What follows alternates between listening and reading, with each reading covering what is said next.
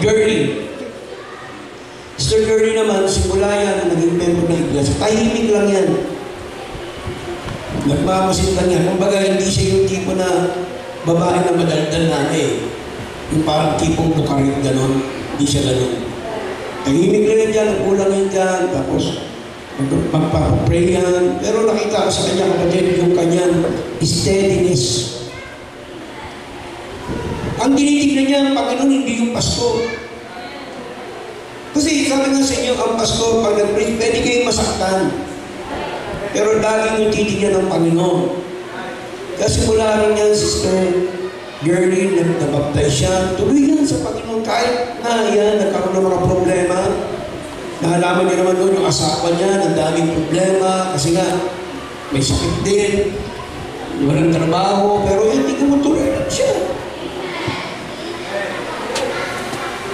Ganun ang buhay ng Panginoon eh. Kaya salamat sa pananampalataya mo, Sister Girlie, sa church na to. Ganun lang, Sister Lisa naman, talaga niyan, naging kasama ko yan, naging bibig siya ng Panginoon. Kasi walang tingin ito sulilit sa yung tahanan niya, ginagamit niya sa bayan. Kahit yan mga yan, nagkakanda utang-utang yan. Pag pupunta kami niya, pag-merienda, utang pa yan, sipin niyo. Para lang doon sa gawain ng Panginoon, yung mga bata na yan, magturuan.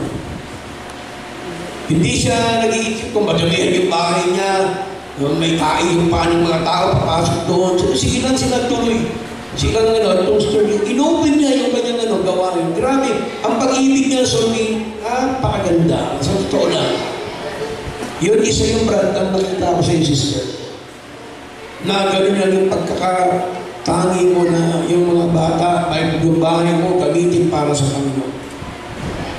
Kaya salamat sa iyo, sister.